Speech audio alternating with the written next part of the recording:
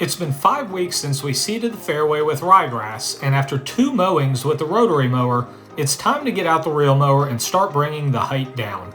The grass is currently at about 2 to 2.5 inches on average, and I'm cutting it down to closer to an inch. As it keeps growing stronger, I'll keep bringing it down until it's at true fairway height.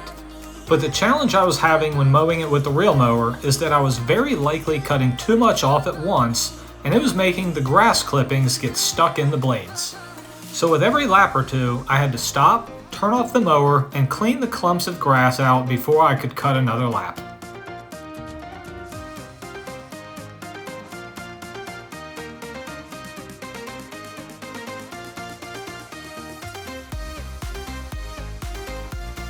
Looking back, I probably should not have cut this much all at once, but I was anxious to get it lower and was ready to overseed and start sanding over the weekend, and I've come to find that it's nearly impossible to destroy ryegrass, so I just went ahead with it.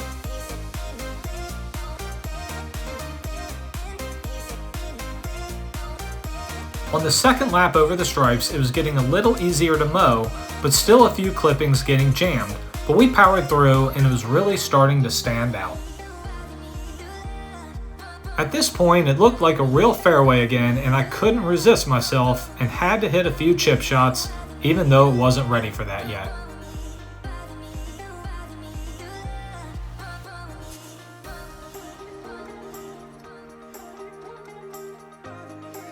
The next morning, I did a heavy overseed of rye, and then it was time to buy the first load of sand.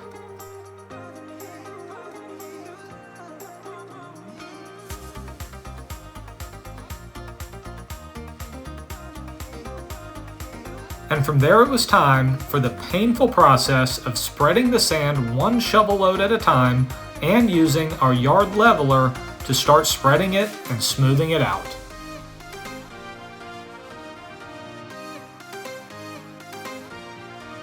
This is very labor-intensive work, and I broke it down into 2 days and 2 truckloads of sand, primarily because I wanted to spend the afternoon watching football, but also because it is exhausting work.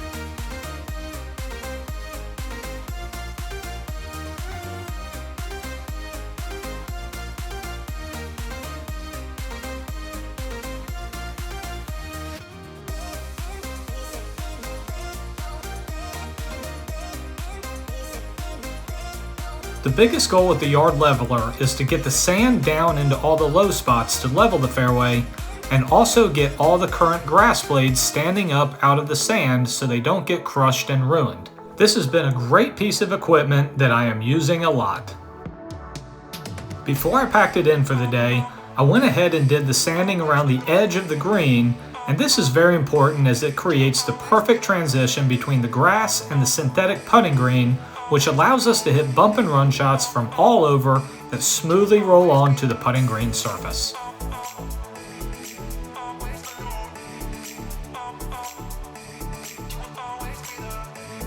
On Sunday afternoon, we were back out to finish the job, but this time I had a great little helper who provided me with much more work than her stinky brothers.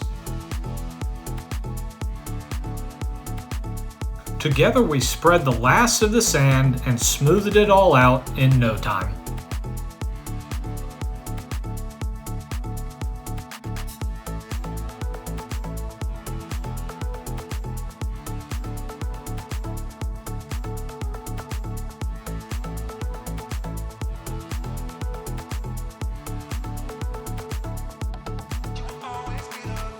Once done sanding, it was time to work on the bunker, where I started off by mowing the grass that had become thick, but I'm still keeping it at the highest level on the mower.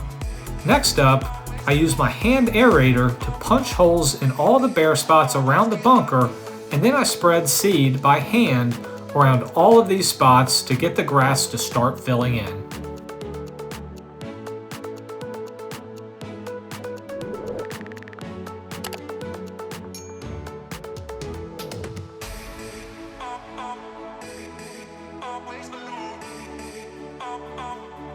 With some extra sand still in the bed of the truck, I was able to use it all up and fill the bunker with much needed sand, as we have hit so many shots out of it this year, the base was down by a few inches. We still need to fill it even higher, but after a quick raking, the bunker is looking solid again, and it should be perfect for next year's Masters Week.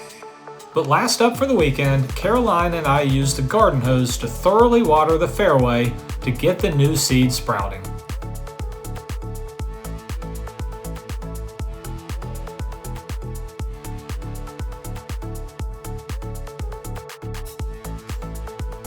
This was a very strenuous weekend with a lot of hard work, but this was a very important job to make the area look and feel like a true golf course fairway come next spring. And looking back to last year when we first started building the fairway, we had not even gotten the seed in the ground at this point due to the drought, so we are light years ahead of where we were last year, and I'm really excited about how it will look for the Masters. But thanks everyone for watching. Be sure to subscribe and follow along. Click that thumbs up button for us, and we will see you soon.